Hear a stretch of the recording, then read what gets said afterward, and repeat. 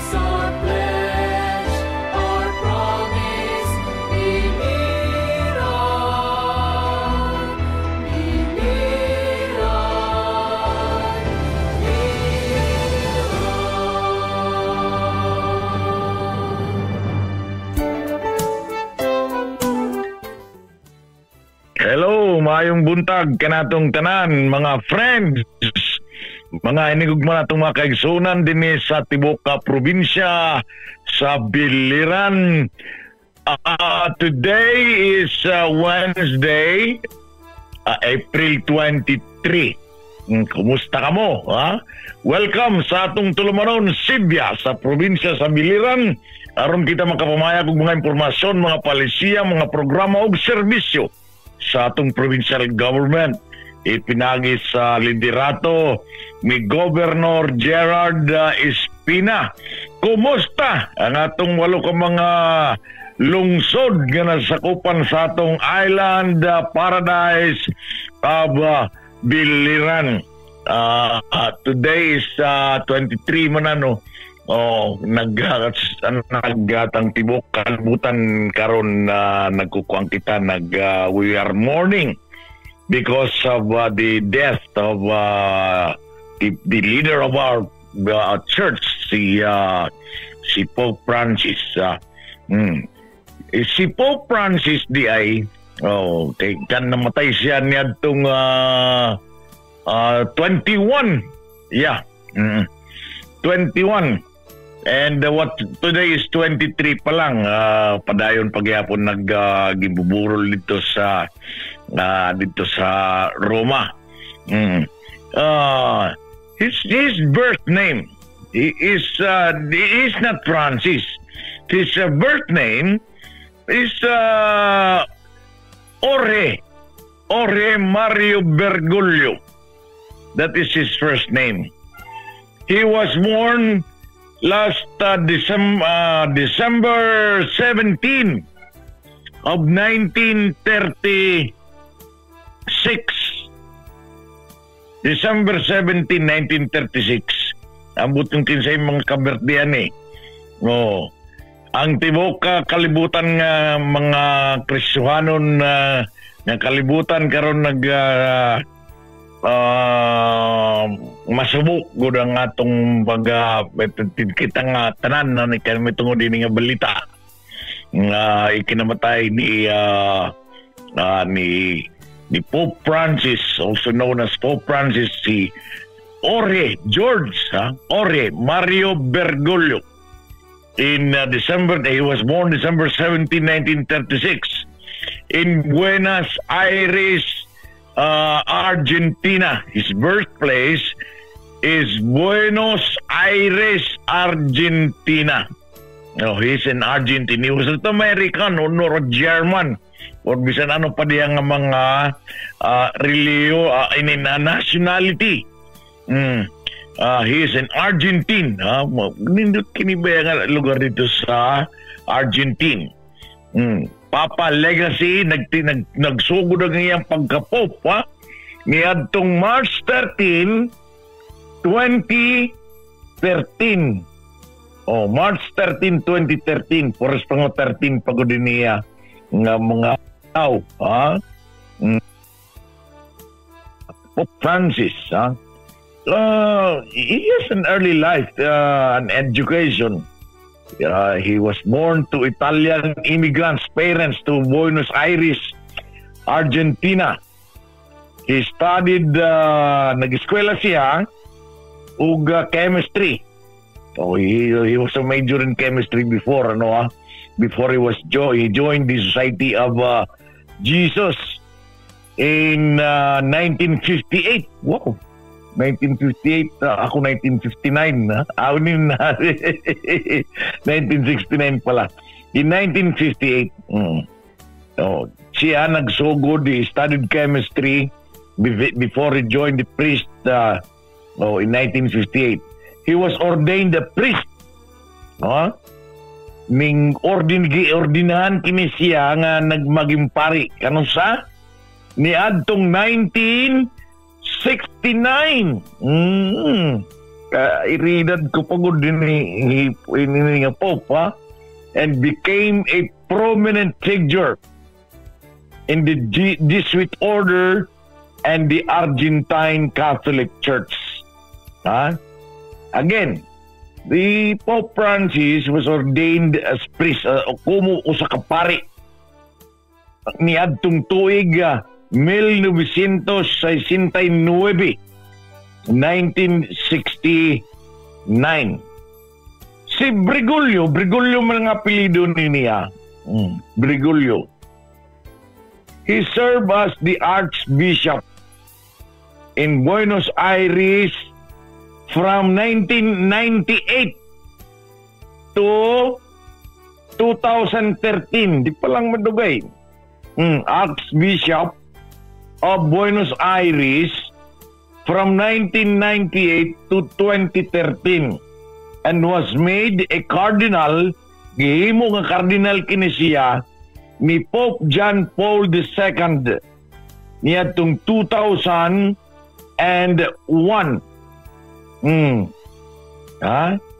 Cardinal. Katapos ginkuan niya ni Pope John Paul niadtong 2001. He became known for his humility, simple lifestyle, simple lang ang pagkatao, and strong commitment to social justice. Often using public transportation. Musta kailan ni siya, simple lang ang pamumuhi instead of living dito sa Archbishop Place, na nindot dito pagpuyok, nga imagine ang mga uban ng mga kaparian.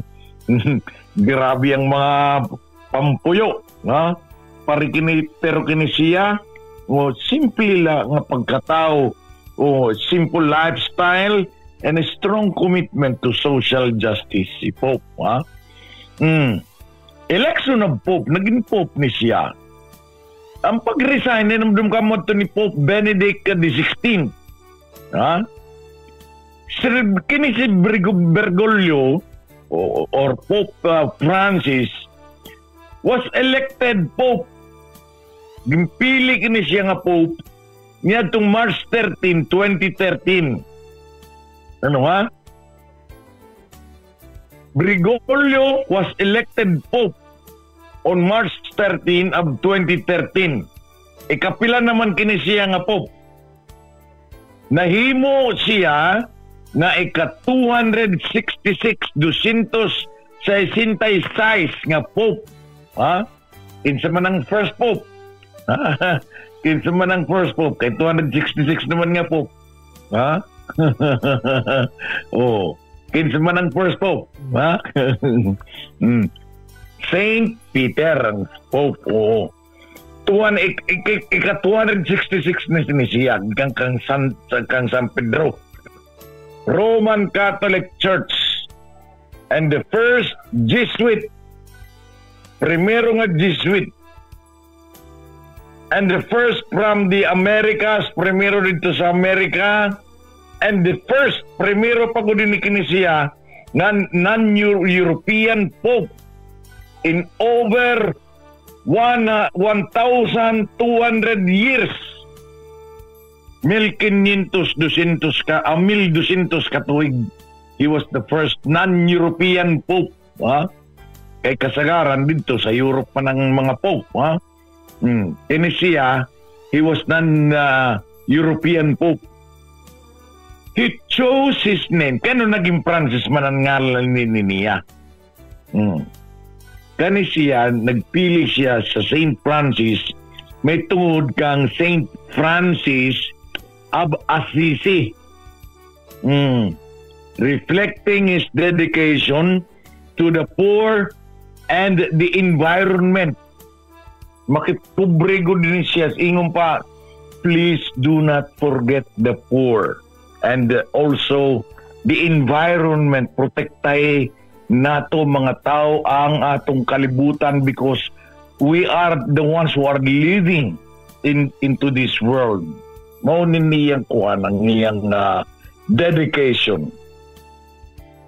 Advocated for the care of creation and environmental protection, notably through his encyclical Laudato. Emphasize mercy, compassion, and inclusivity, especially towards marginalized communities. Importante gud saya para bakan Mother Teresa.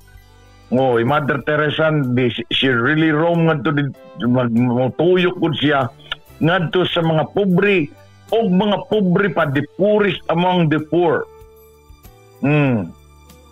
Gipo-promote niya ng interfaith dialogue and global peace efforts.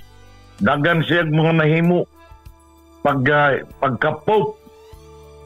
He encouraged reform with the church, tanan nga simbahan. Encourage niya ang mga simbahan, including financial transparency, addressing clerical abuse scandals. Kay baa, ning uso, nagdagan na para ba karon ng mga iskandalos, pero dili kini gintatago sa atong simbahan. Kanang mga pag-aabuso diya sa mga kabataan, may mga pag-aabuso sa mga kababaihan, porbida. Oh, instead of hiding it, divulge kini sa simbahan. Kani si Pope Francis is known for his death-to-earth personality, progressive views on social issues, and efforts to modernize the church. Ginibagod niya ang simbahan while maintaining its core doctrines. Karon nang iyang kamatay, may mga request pa to siya nga simple lang ang iyang lubnganan,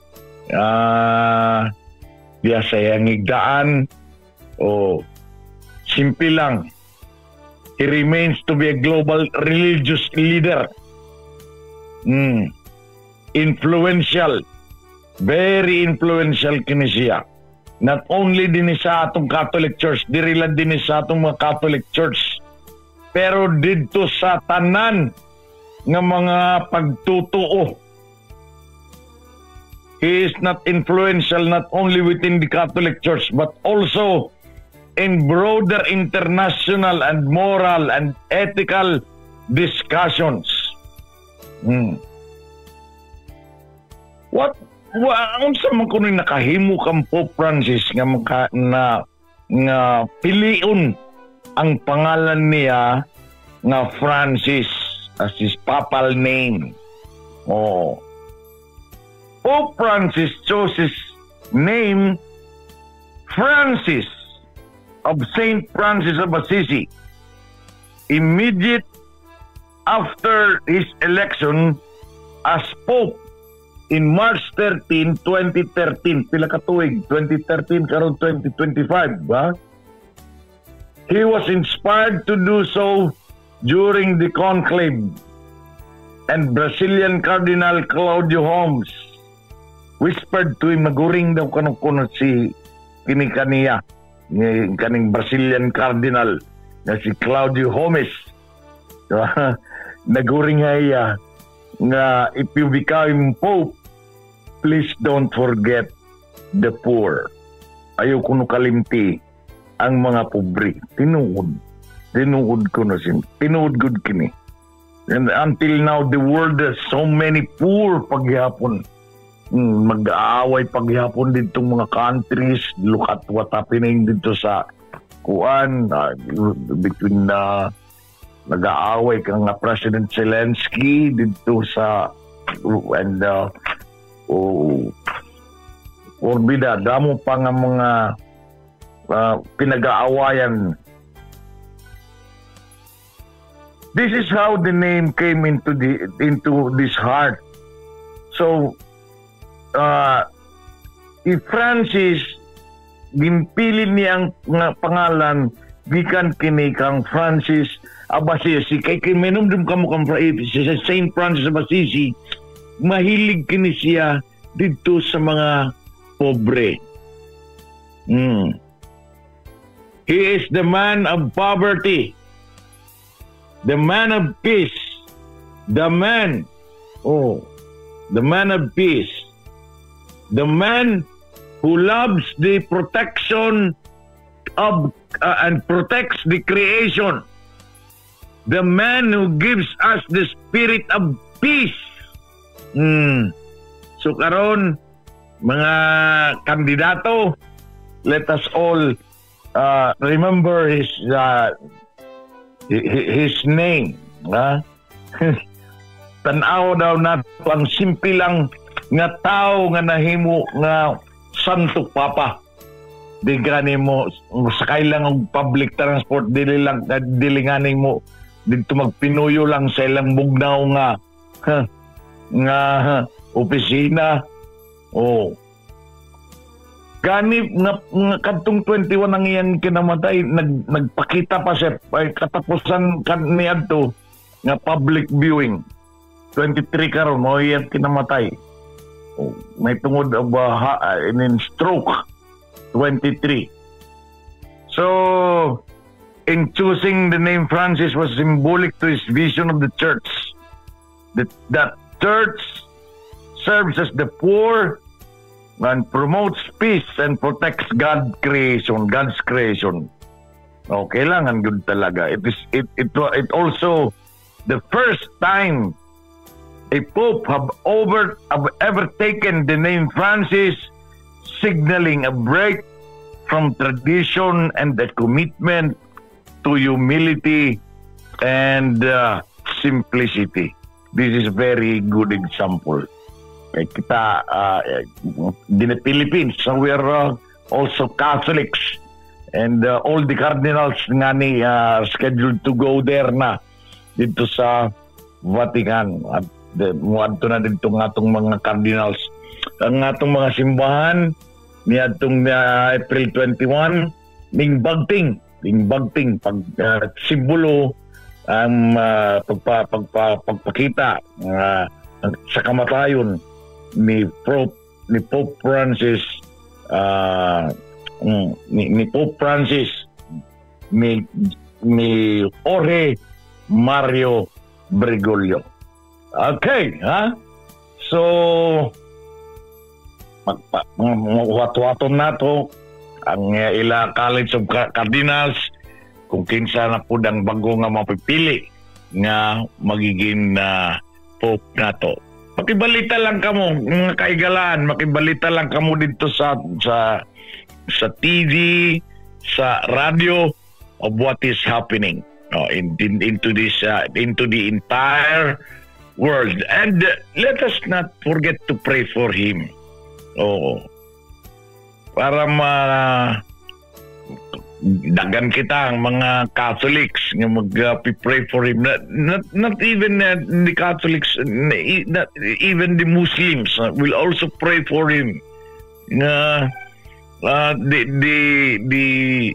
gates of heaven welcomes him. Tuwan ang ganin na dito kay Santo Papagod. Adun na dito sa kalangitan mo may pagtuon na itong mga Katoliko. Ang atong takna 24 minutos ang nakalabay sa alas 11. Og nagpaminaw lang gyapon kamo sa atong tulumanon Sibya sa probinsya sa Biliran. Oy, 23 hapit na po pagkasunod nga bulan, pagka Mayo. Eleksyon na. Okay, kita din sa atong probinsya wa may problema kay we are all very peaceful bisan pagpangampanya. Tanan nga mga kandidato nato are all following the rules sa Commission on Elections. Ay by the way basig mag picture taking or video recording kamo dito sa presinto during the election time. The May 12 no taking. Di ko pwede mag-picture taking or video recording inside the voting precinct during the election day. Dadakpong kamo sa itong mga kapulisan. Kana kay karon mahilig na kita og cellphone. Magpipicture kita dito sa sulod sa presinto. Bangin madala ka mo dito sa lain nga presinto. Sa bagong Pilipinas, ang gusto ng pulis, ligtas tayo. This is a warning, Warning, no picture taking or video recording inside the voting precinct during election day. This is per COMELEC resolution number 11076. Ang batas pambansa bilang 881. May mga penalties ani, may mga penalidad ani mga musupak kani silot sa mga magtatalapas. Ayaw gud ka mo dito pag picture. Uy, kay ang kuan ang silot ini. Imprisonment ranging from 1 year to 6 years. Agid daw. Pagka-preso, gikan usa ka tuig. Usa ka hangtod sa 6 ka tuig. Wow! Ganong pinagbabawal man ang pag-picture taking to avoid vote buying. Kaya ang uban, sige daw, picture daw dito para makasiguro nga ako talagang gimbutusan papakitang picture. Pagsunod ka mo, sabagay, Mayo 12, pero pala, ikadua, perpetual disqualification from public office. Disqualifikasyon sa paghawid og posisyon sa gobyerno. Hangtod sa hangturan, perpetual disqualification. Warning ka na. Ayagod ka mo pag-picture. Picture. Kung gusto mo, diresa gawas sa presinto during the election day. ay during the election day isang pinagbabawal ang erimnon nga makaurubog. Likurban, during the election. Likurban. Pagsunod kita sa balaod sa Commission on Elections. Okay. Ang atong tagna 3 minutos og samag alas 11:30. Nagpaminaw lang gyapon kamo sa atong tulumanon Sibya sa probinsya sa Biliran. Kumusta na ang atong mga employees, nagpapadayon paghihapon sila sa ilang pagtatrabaho, government man o non-government. Siyempre, kay may holiday. All are working. Ay, gani, papasabot sa water district. Tomorrow, diri lang sa Karay-Karay. Sa water district tomorrow, may da pagtaadon nga linya tubo og tubig. Sanglita, gipapasabot ang mga taga dinhi, Karay-Karay, dinhi sa Bungsawa, nga tanan. Nga ugma nga adlaw 24 February 20 April 24 way tubig. Okay. Usa pa man nga to i-announce karon na usa pa man nga mga violations. Ang kuan na to elections nindot gad din sa atong probinsya. Welcome dito mga taga-gawas. Before I forget, condolence to the Martinez Durante family, kang Ana Merlin, who passed away yesterday. May tungod sa kapaso. Heat stroke. Sanglit paglikay gud kamo diha kay mainit ra ba ang panahon? Delikado, peligroso ang heat stroke. Ako ang kadelikaduhan. So, mainit na gani, mainit. Diyasan yung panimalay. Kaning drink water for you to be, nadili ka mo ma-dehydrated. To refresh, to maintain hydration. Maintain good. Kay ang atong heat index, karon nagtaas. Kay ting-init. Ang mga nagtatrabaho dito sa kakalsadahan,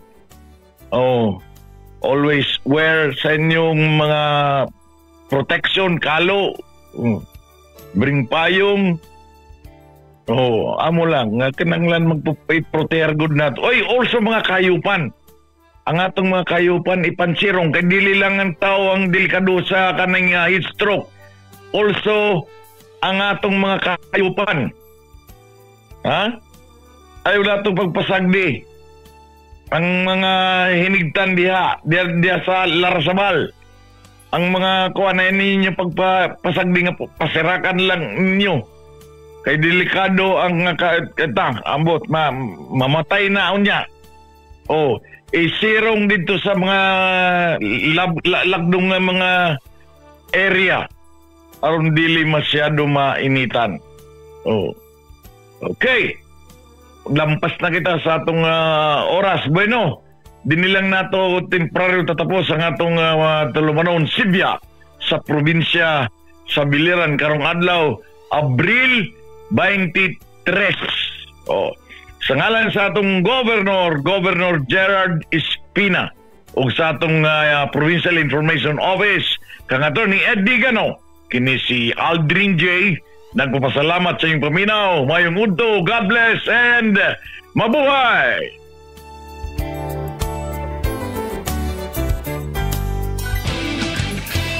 Biliranon, imong katungod ang mahibaw sa kalihukan.